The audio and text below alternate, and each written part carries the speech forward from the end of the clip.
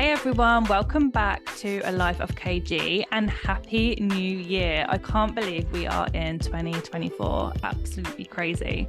I hope you all had a good New Year's. Anyway, today we have Amy on the show, and now lots of you will recognise Amy because she is literally my sidekick. She works with me every day, and lots of you go, I need an Amy, where can I get one?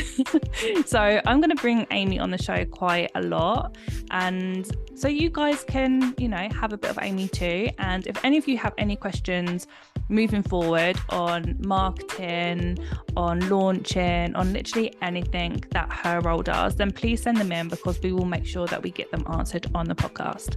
Anyway, without further ado, here she is.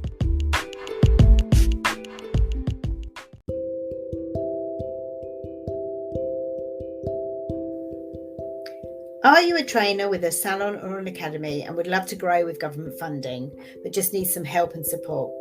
Or maybe you're somebody that would like to start your own academy or even just train. Get in touch today with TMB to help you on this journey. See our link in the show notes.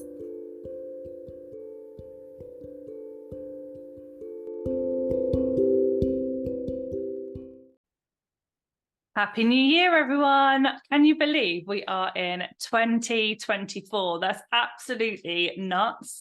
That year went so quickly, didn't it? So fast. I actually don't know where it went. So quickly. Frightening.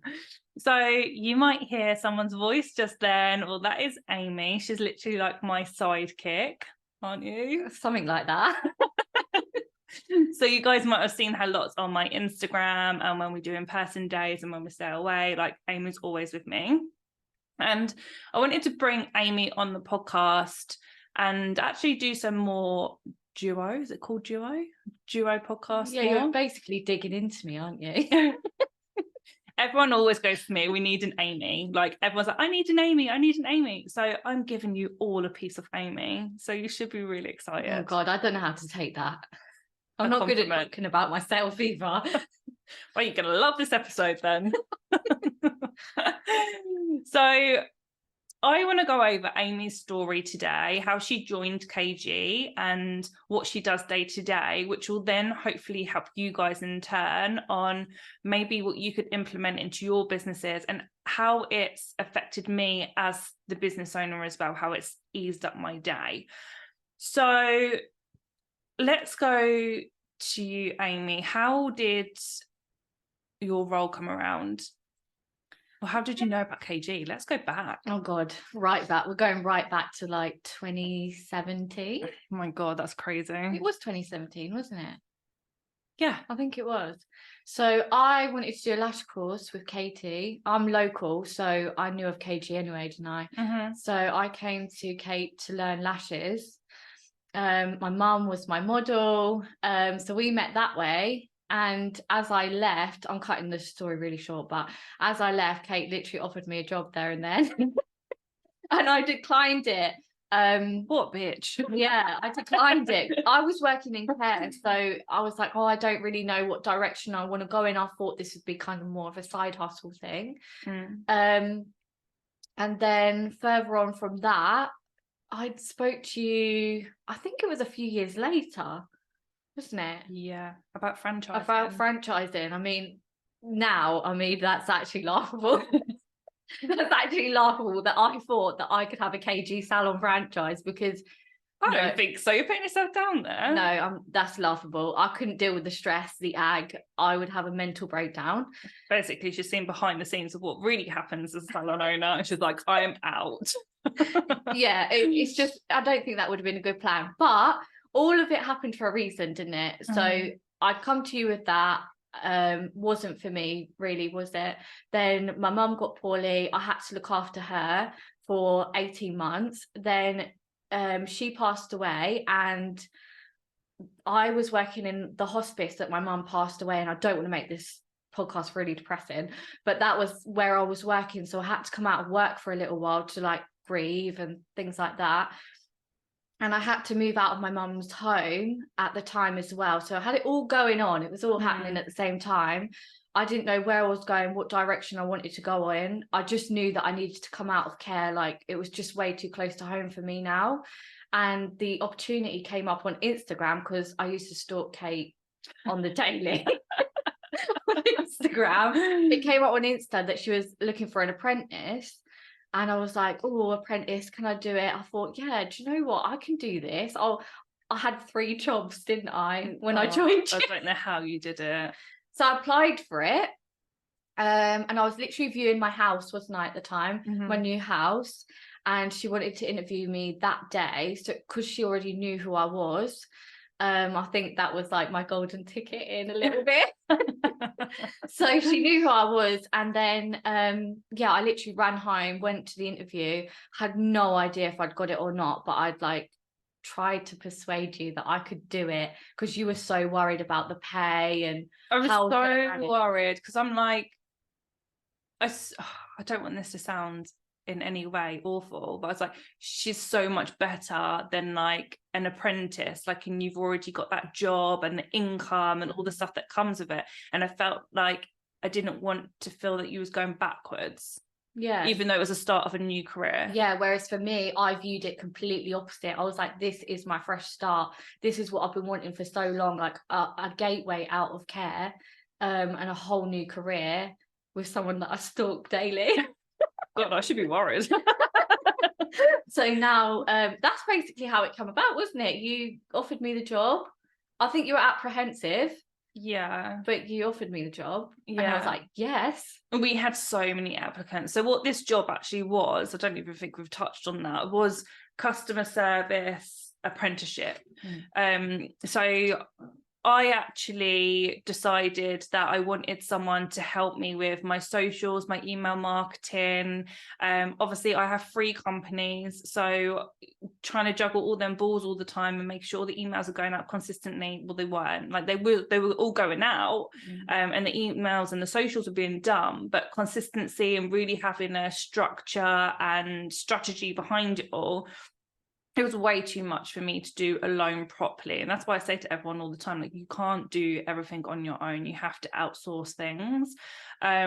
So yeah, we were doing the customer service role, and the best way for me to do this, and again, when it comes to finances, because there was no way I'd be able to take someone on for such a fresh role if someone was like really experienced and on like top whack and all that stuff. So I thought, well, if I got an apprentice, that makes it easier for the company financially.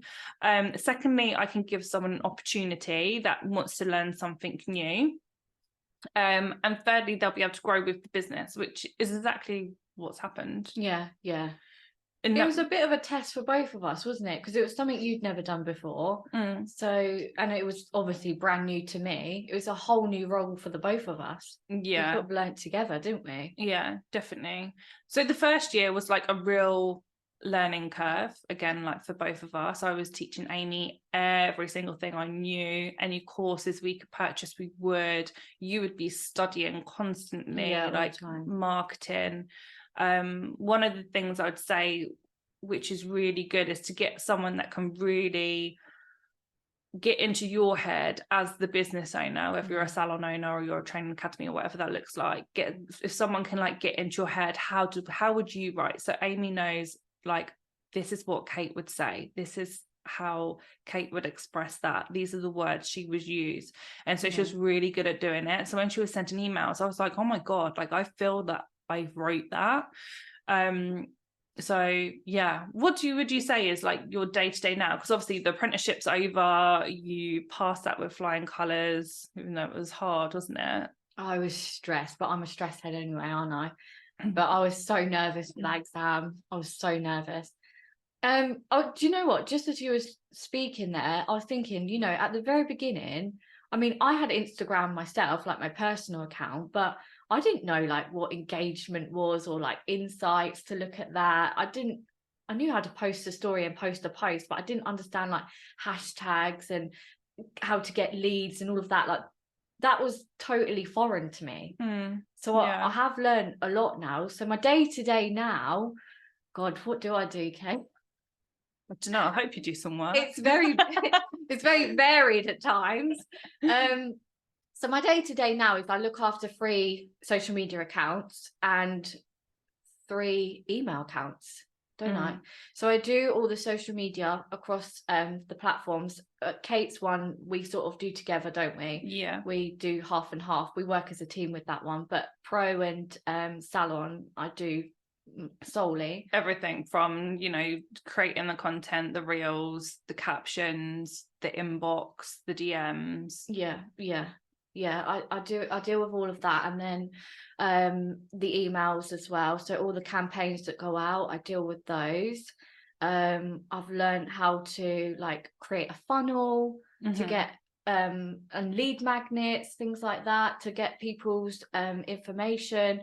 Like all of that was, I wouldn't have a clue. If you said that to me on day one, I'd be like, what on earth is that? Yeah, we definitely started with the basics first. So, you know, just sending regular emails out, just start writing some captions and Canva templates. Stories. Yeah, literally Canva's like a lifesaver.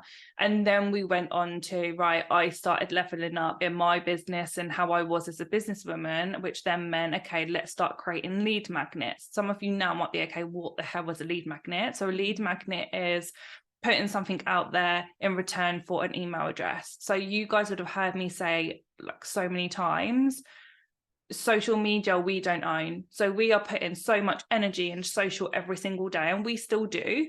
But if social went down tomorrow or next week or next year and all your focus went into social, what are you going to do? Your whole business is going to go plonk, because all your contacts have gone. Whereas if we really focus on your email list, then if social was to go down tomorrow, you have your email list to fall back on, which is just the best thing. And actually it's more personal. So when you're talking on socials, you're talking one to very many people. Whereas when you're talking on email, yeah, okay, you're sending that out to a whole database, but it's more personal. You pop their name in there, you can write a real personal email out. So it's more connection for the client. And we've noticed over the years that we sell a lot more things when it comes to email rather than social. Social is social for a reason. But yeah, a lead magnet is getting people's email addresses. So we've created many lead magnets for different reasons within all of the companies. So what we have been really focusing on last year is stacking up all the email addresses as possible, because the more leads we have, the more sales we make. And that's exactly the same for you guys. The more emails you have in your email database, the more sales you will make when it comes to launching a new product or a new service, or if you have a new staff member join. So that is definitely what you've been working on loads this year. Yeah, last year, but you could tell it's the 1st of January, can't you? she's forgotten what day it is. Yeah, I've done a lot of that. I have learned so much. But do you know what, again, as you were talking, I wanted to pick up on the fact that there's been a lot of trust with my role. Oh my God, I can't even poo without it knowing. Yeah. Literally, it's like, you know, my life. Yeah, I'm deep in there. If you can think, if you had someone looking at all your DMs, your emails a lot, like, you can't do anything without that person really knowing. It's the same as a PA. So I've had PAs, I've had executive assistants, like all of them type of roles. You need to be really open with like basically sharing your lives, even passwords to everything. I mean, I'm sure you could hack anything in my life. Pretty much. Yeah. Pretty much. It's quite scary. And even the fact that I don't know if we touched on this, but I work from home. So Kate doesn't know on a daily what I'm doing. You just trust that I am working. Obviously you see things going out, so you know I am doing something, but there is a hell of a lot of trust that Kate has in me. And I remember at the beginning of my job, I was like, wow, this girl's like well open with me. I was shocked by it. You've got to be. And I think as well, as business owners, we are complete control freaks. Like that, we are just like that as nature. That's one of the reasons why we set up a business in the first place.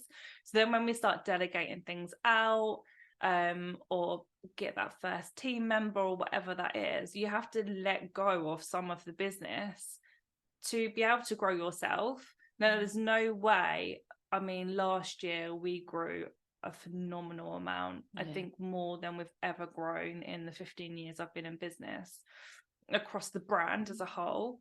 And a massive part of that is because so much of my daily weight has been taken over by you. For me to focus on actually making sales, actually having a strategy across the businesses, rather than just tick off the list because this is what we have to do as a business.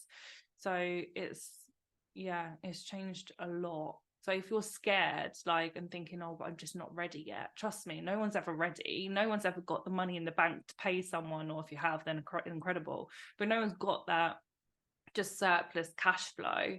You have to just make the leap and make it work when it comes to building on your team like that. Because as soon as you're handing over your day-to-day, you have so much extra time to then build, which is what having a business is all about, right?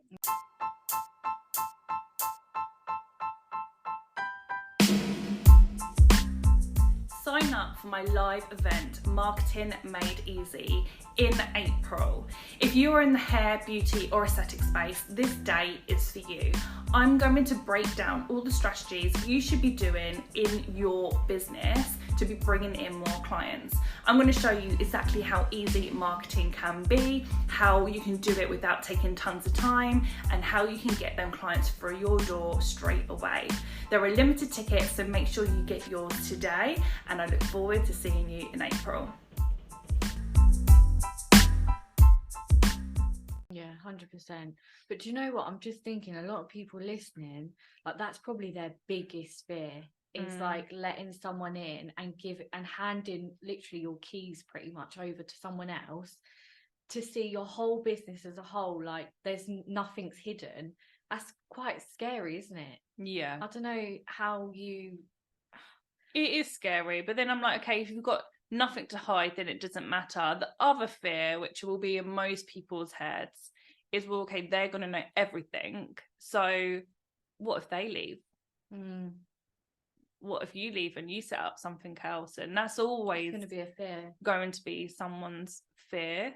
But then that's where the trust comes in. So when I always say, when you hire people, you hire by personality a lot of the time rather than skill. So Amy clearly had no skill whatsoever when it comes to email marketing and, you know, Canva and She had zero skill. She had zero skill. It's just fact. But what I was going to say is there's also a natural ability there for her flair to come through. Gosh, she's digging into me. Yeah, I think she'd dig into me, this one. It just wasn't her natural day to day. No, it wasn't. I am joking. Like, we always have banter like this all the time, like constantly, so it just makes things easier. But yeah, all of that had to be taught and trained, and obviously she was naturally able to be able to pick those things up that I was training her on. Also, it comes down to you as a business owner. What can you teach that person? So obviously I was doing these things day to day, so I could teach her, but do you need to put people on courses or anything like that for them to be able to step into that role? Yeah. But yeah, it has been game changing, hasn't it? It's been nearly 3 years. It's more of like a gut feeling then? Because obviously you had so many applicants for that. Would you say it was more of like you get a gut feeling when you interview someone, whether it's right or not? Yeah. From a personality, just from the way they respond? I think so. Like, I've done, oh God, how many interviews have I done in my years? Bloody loads. And I've hired, I've fired, I've literally done a lot. And it always does come down to personality over qualifications. Fact, comes down to that gut feeling. Sometimes we hire, whether this is a beautician's role, a hairdresser's role, however that looks like, sometimes we hire out of fear. So I always call it panic hiring. So if you feel like, I really need someone now, so I just need someone experienced, and the first person that comes through the door, and then they've got the job, and then bam, and then you'll find actually that was a worse decision. It was best to be short staffed or not have anyone at all than have the wrong person. So yeah, I always go with your gut. And all the businesses that work with me will know that my famous saying is hire slow, fire fast. If someone's, you know, not what you thought they were in an interview, because you always do get those people that are incredible at interview stage, but then when it comes to the day-to-day, it's just not working out. You need to let go quickly, otherwise you just invest in a lot of time into that person, which if it's not going to work. Whereas Amy's role's grown and grown and grown. She's obviously gone from the Apprentice to now like marketing assistant, and she literally travels, it's going to be the world. Yeah, I know. With me. Yeah. You said that to me on my interview as well. Like, there'll be opportunities for you to travel with me. We might even go abroad together. And at the time I was like, yeah, all right then. You're just like telling me this like to get me in. But it's actually happened. But do you know what? I will say, like, on the record, like, I am so grateful. And I tell you that all the time, don't I? Like, so grateful for my job. And I was also thinking, like, people listening are probably thinking, you always talk about like self-employment, business this, business that. Do you think some people ever think like, do the people employed by her ever think like she's dissing them almost? Like, because I sit in your calls, I'm sitting in your mentoring calls, and you talk about staff all the time. And I sometimes think that other people might think, oh, I don't know how they're going to feel about hearing that. Do you know what I mean? As an employed member of staff, I don't at all. Like, I take on everything you say, and I know it to be fact. Yeah. And I think you've either got that mindset or you don't. Yeah. I always used to think on my socials, I can't really speak too openly in case staff are listening and they take it the wrong way.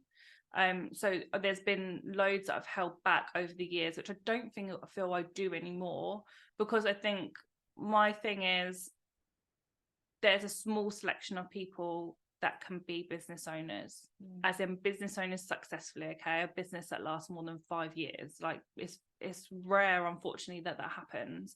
So there's some people with that business mindset, that can, you know, keep going and drive a business. Majority of people's mindsets are to be employed. So and the world needs them people, otherwise there would be no economy at all. So it's about having that balance. And I think people, like, you're so good at, like, you're like, I'm not a business owner. No, you're like, I'm not. And understanding that that's okay. We all have to be, like, we're all different. We're all built 100%. Different. And a lot of salon owners I hear from being in your circle, I hear them say all the time, yeah, but they'll just go off and set up by themselves. That's like a really big fear of salon owners. But as an employed person, I know I like to be employed. I like the safety of it. I like to be the background person, yet here I am doing this podcast. I like to be in the background. That's just how I am. And I know my strengths and my weaknesses. I know mentally I could not cope with a business. It just isn't me. And naturally, I'm a very caring person. So I like the idea of helping someone. I think that's where I come from. Yeah. And I think it's about knowing that just because you are a boss, it doesn't mean you're better than anyone else. No. Like, that's where it's different. Like, okay, I own the companies.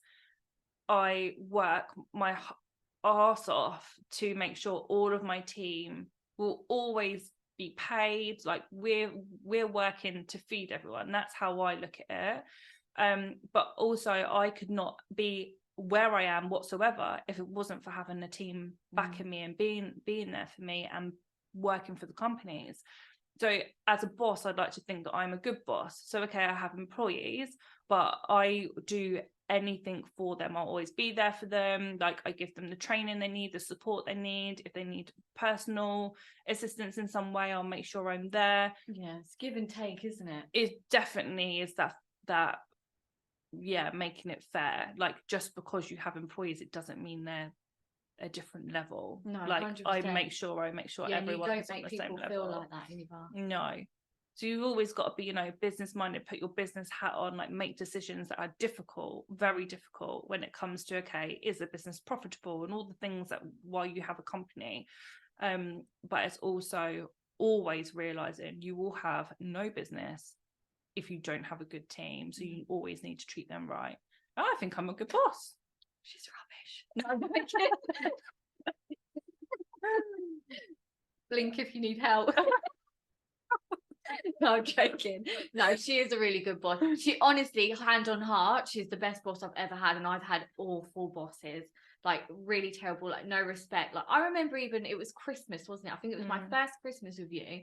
And what did we do? We went out, didn't we? We had like a Christmas party, and I said the most I got in my previous jobs was a £5 voucher. That's crazy. And I'd be really grateful for that. But now, like, I mean, look, I'm going abroad with you and all this, that, and whatever. Like, that would never have happened in my wildest of dreams ever. Yeah, it's amazing. It's definitely give and take. But this is what you guys can create for people. Like, people need jobs. People need a career. People want to work for something that they love and they're passionate about. And as a business owner, that's what you can create. And that's what also feeds my soul. I'm trying to build this empire, but I know I've also got a huge team of people behind me, which I'm also helping them fulfill their dreams. Their dreams are having a really good job or a career or whatever it is that they want to call. Yeah, I think it's like, so it works both ways. Yeah, you said last year was like our best year, which 100%, I say us all the time. It is your best year. Would you say if like you didn't have your teams, like including the salon and everything, me and everyone else that's in the background, do you think that year would look the same? No, I think it'd be completely different, because you would have had to separate my time way too much. Yeah, you can't do it all. No, you can't. Even when we've looked back on a few emails and posts you've done, haven't we, since I've been on board, and Kate, like, she'll send them to me and we'll laugh. I used to think they were great. We actually need to do it for me to see what I started with to now. Yes, we should. But I actually don't know how you even manage for 14 years on your own, doing email campaigns, you know, connecting with all your clients, doing the social media across 3 platforms. I actually don't know how you did that on your own. And like most people listening probably are literally trying to do that right now. Yeah, I think most people will be trying to do that right now. Yeah, I remember having like the salon team, I would maybe let them do a story because I'd be like, oh, if it's crap, it will disappear in 24 hours. But I was like, no way anyone's having a hold on my good posts, no way. But actually, God, if you scroll back down to 3 years ago to what it looks like now, on all accounts, completely different. Yeah. We've grown so much. So yeah. We chatted enough. I think we bored everyone. Are you all still there? Everyone's falling asleep. No, honestly, but if you guys did love this episode and you're liking dual episodes, I know we had so many requests for me to do more like solo episodes rather than like guests all of the time. I'm still going to have guests in. We're going to do duo episodes and I'm going to do solo episodes. So I'm going to try and change it up for you guys this year, but I can only give you what you want if you let us know. So please let us know by either DMing us on social. If you're listening on Spotify, I think it has like a Q&A thing that you can do, which is new. Yeah, just let us know. And if you could share this episode on socials, we'd be super grateful. But yeah, absolutely. And especially as like this is my first time being on here, please be kind. Please be kind. For she's never going to want to do it again. Yeah, I'm dying to get her on. I might have a mental breakdown. You couldn't sleep last night, could you? No, I actually couldn't. I was so nervous. But Kate's really good at this. Like, she pushes me out my comfort zone so much. Sometimes I hate her for it, but at the same time, I love her for it because I actually am the person that I need that person to do that for me. It's good, otherwise we won't grow, will we? No, else I would be a little turtle in a shell and I'd never come out. Well, we've done it. I think you've done well. Oh, thanks. I hope so. You did. Come on, guys, share the love for her on socials. Wait for all the comments. That was the worst episode ever. 4 years. Well, bloody hell, I think it'll be 5 years. 5 years next month. I have to forget. I think it's 5 years we've been podcasting. That's crazy. But yeah, we will love and leave you guys. Let us know what you think of the episode. Ciao. Bye. I want to give a shout out to Sky Premium Life products. Now, you will know from last year that I was testing all of their supplements and I absolutely love them. They were a sponsor on this podcast last year and they also are this year. I have tried all of their supplements, from collagen to their hair tablets to they've got focus tablets, anything that you need help on with your body system functioning, whatever that is, they have help. And I just love them all.